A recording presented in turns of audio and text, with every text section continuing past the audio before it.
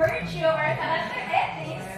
An ethical act is the action that a virtuous person would do in some circumstances. Virtue ethics is person-based rather than action-based. So it means it focuses on being a good person rather just doing good things. It means acting in a way that reflects a good character. Kana kuan bitaw kana bitaw nag-focus kana bitaw kana dito kana gibuhat yun nimo kana mga maayong butang kana para makita sa mga tauban kana gibuhat yun nimo kana na kuan ba nimo sa imong self bitaw kana gigan ba bitaw sa pagkabata nimo kana maayo na gid kay pa nga kuan tawo bitaw dili bitaw kana pakitang tawo lang mo ana siya gid mo na virtue or character ethics kana na kita sa imong kaugalingon mo ba kana instinct na sa imong kaugalingon. Everybody please read. Virtue ethics doesn't only lead to the rightness or wrongness of individual actions. It provides guidance as to the sort or characteristics and behaviors a good person will seek to achieve. In that way, virtue ethics concerns the whole of a person's life rather than a particular episode or actions. A good person is someone who lives virtuously, who possesses and lives the virtues. So, virtue ethics, hindi na siya about dito sa mga rightness or wrongness, but about na siya kuan, kana kita o guidance bitaw nimo para bitaw ma-develop bitaw nimo kana mga good characters bitaw as a person. Kanang good person gani sa mga kanang nagkuan ba siya kana mo ang biingon katong virtuously kanang ana nito sa imong bitaw nga kanang pagkamaayong tawo bitaw mo na siya giingon. In the virtue framework, we try to identify the character traits, either positive or negative, that might motivate us in a given situation. So, we concerned with what kind of a person we should be and what our actions indicate about our character. So it means focus on recognizing that qualities both good and bad.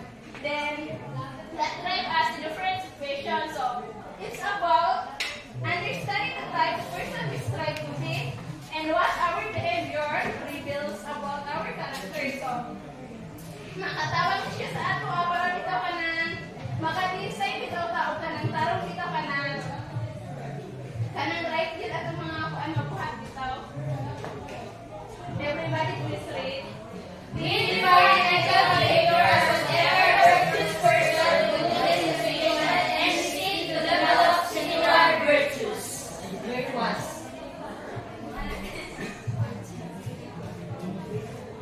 Mana ni siya? Balik-balik ka naman gudi siya kanang ethical behavior is about doing the right thing, being kind, fair, and honest. Imagine a good person who always tries to help others and be fair. Mo ni siya giingon kaning kuan ethical behavior gani kanang for example ana ikaw bisa kanang example ana ikaw maestra na ka bisa na palay ana sa kuan sa room bitaw kanang di siya mo kanang dito ka mahimong bias bitaw iko ani mo yung mga estudyante bitaw kanang Itrato bitaw mo sila as a fair. Walay makita kong bias bisag anak ka na nimo tira maghatag daw kuan. Maghatag bitaw ka mga project bitaw bisan pati iya ha. I-perfect nimo forget anak nimo dapat dili anak dapat kana itrato nimo sila kanang fair bitaw. Everybody please read.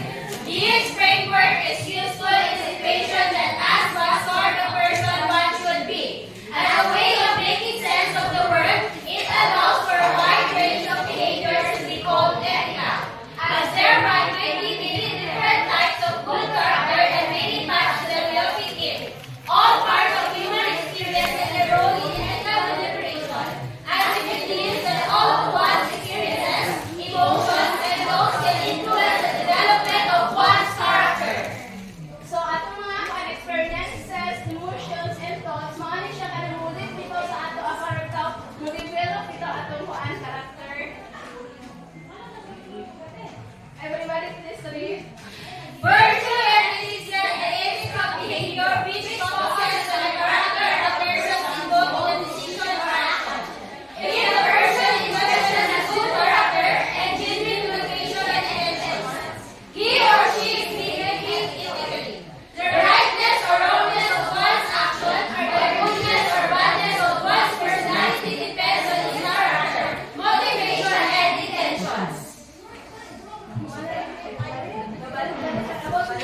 sa character bitaw sa persons bitaw kanang mga maayong mga character bitaw naka-focus na siya dira kanang gikan pa dito sa mata pa ka padulong nang ako ka ikaw na din na siya ni ginanay ko sa imo ha.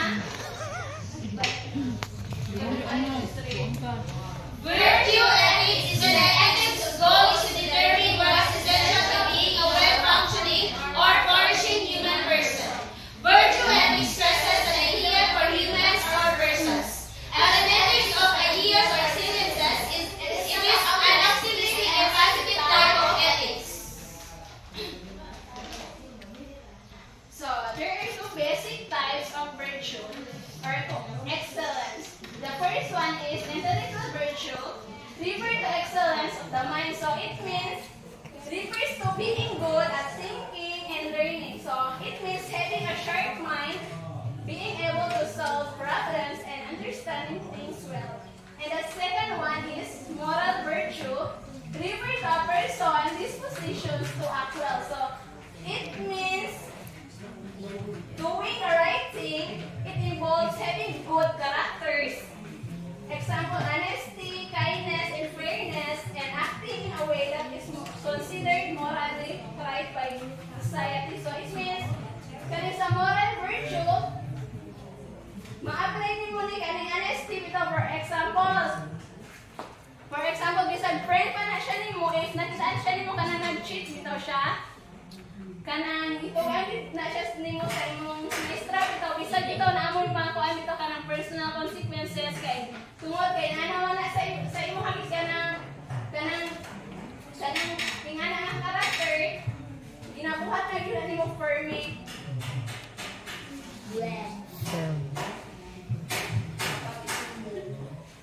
Everybody please read.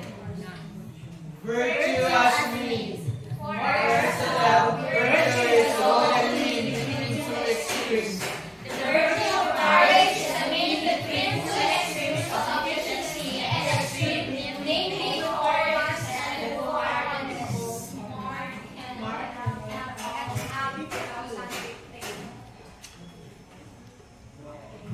So according to Aristotle, he believed that virtue, like courage, is all about finding the right balance. For example, if we think about courage, there are two extremes, being too afraid or cowardice, and being too reckless or foolhardiness.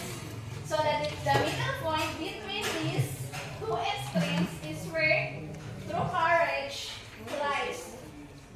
Muri. So according to Aristotle, being courageous means finding the perfect balance between being too scared and being too reckless. Everybody please read. Virtue ethics and other traditions. Confucius Emphasizes virtues. defend our rank and each needs human-heartedness and compassion. These elements from Property, manners, or culture. Hinduism emphasizes moral virtues. Non-violence, truthfulness, honesty, freedom from family. It also emphasizes mental virtues, calmness, self-control, self-centeredness, forbearance, faith, and Complete concentration. Hunger for spiritual liberation by George B. Towson. So Confucius kanang gitudloan kaniya about being kind, Kurak.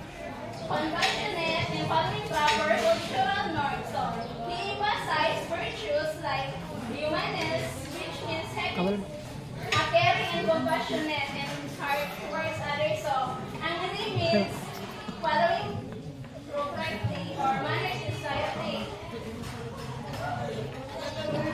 Buddhism also has its intellectual and moral virtues. From eightfold path are the intellectual virtues of right understanding and right mindfulness, and moral virtues of right speech, right action, and right livelihood. This is Christ which the virtues of love, mercy, and compassion, hunger for justice, patience, kindness, gentleness,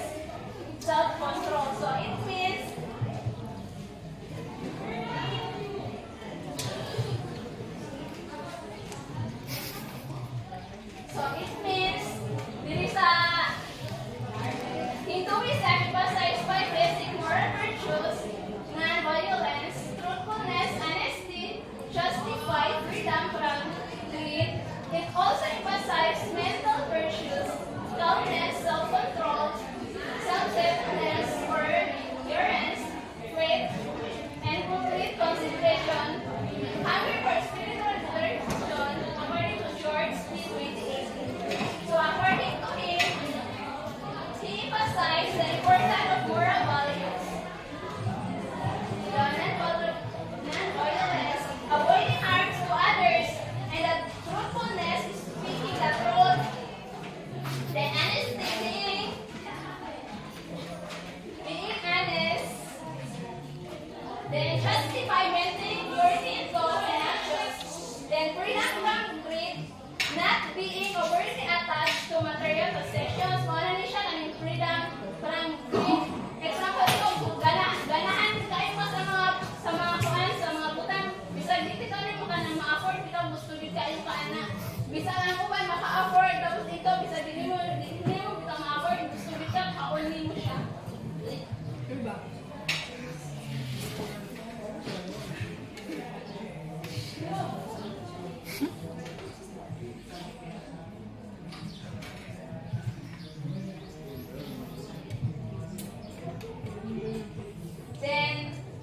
Then calmness, being peaceful and composed in all situations. Kanang bisa bitaw kanang grabe na kayo bitaw mo kasuko bitaw kanang makapugong na gihapon ka bisag ganahan na kayo kakututog iyang na o mga makapugong gihapon ka kay na kay calmness. Then self-control, managing one's actions and emotions. Then siyempre na sila sa calmness kanang makontrol bitaw ni mo kasuko bitaw di siya magpupog bitaw. Then forbearance, having patience and tolerance. Mga nanin, naghapon ka patience, kaning sensitive na sa self-control. Kaning trusting in higher principles or beliefs, kaning nakito kay sa libigan. For example, kung nakaisalin dito sa imong uyab bitaw ka ng isang graduate mong duha, ka makisaglaing. Sana? Ikaw ba na ng isa? Concentration, focusing for on spiritual growth and energy development ka nang makapokus sa concentration about sa spiritual growth and inner development ka nang about sa spiritual.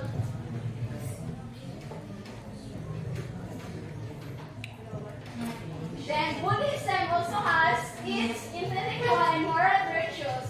From eightfold path are the intellectual virtues of right understanding and right mindfulness, and moral virtues of right speech, right action, and right livelihood. So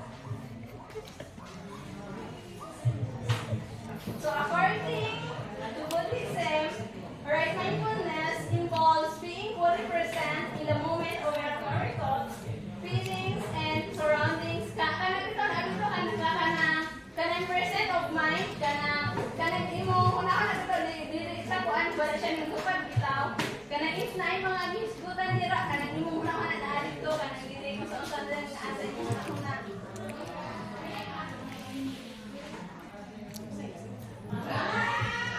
Then right speech, refers to speaking truthfully, kindly, and a way that does not harm others. Ano siya kaning right speech kanang imong mga kuan, imong mga opinion dito dili ka sa makasakit dito sa isip ka tao.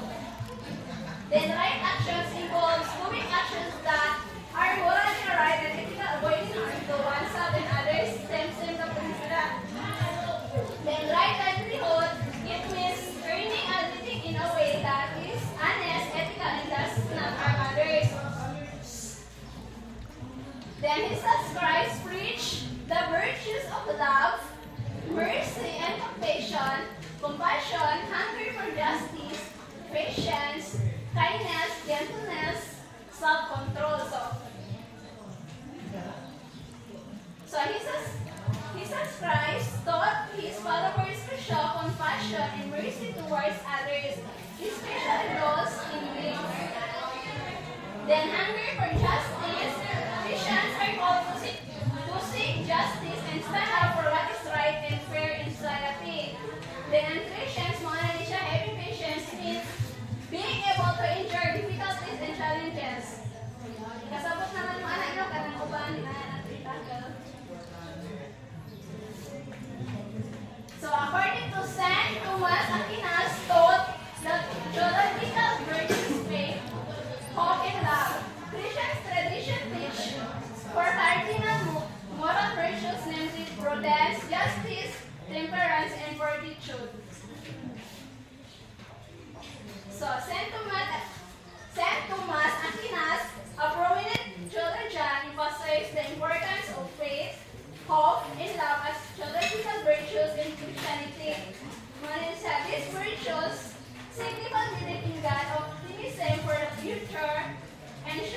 compassion, and kindness towards others. Then St. Thomas, being an eclectic philosopher, integrated to his own philosophy anything that is good, conceived by his predecessors like Aristotle. So, St. Thomas Aquinas believed that when someone finds true happiness, it naturally spreads to others. He said, "Humum diffusivum is which means that goodness spreads itself like light shines and illuminates the exalt." If they kita ka na happy ka, ano ka, matagdag mo ni mga uban nga kanang ma-happy ko sila.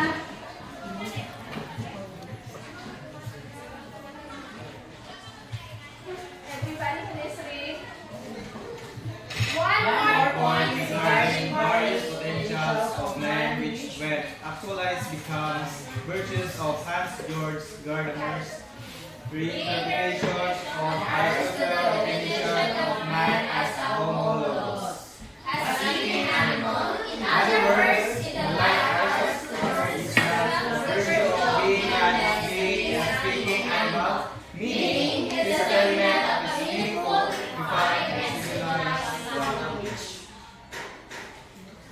So according to Gadamer's reinterpret Aristotle's ideas that humans are homologous, which means that a fundamental virtue of being humans is the ability to communicate effectively. Using meaningful, refined, and civilized language, in simple terms, being a speaking animal signifies the importance of using language to express ourselves and connect with others in a meaningful way.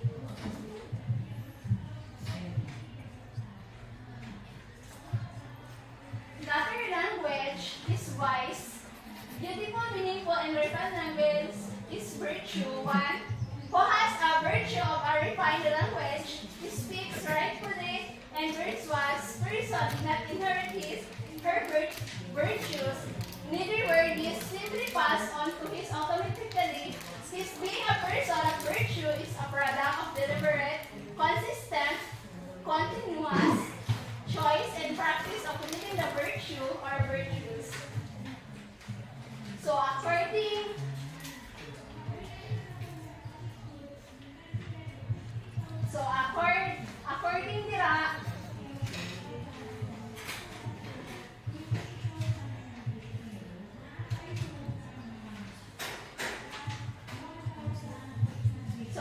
dira kana imong pagkakuan pagka virtuous person wala na siya nakasabito sa imong ginikanan kay tungod kay automatic ra gyud na siya nakuan sa imong self kanang pagka virtuous na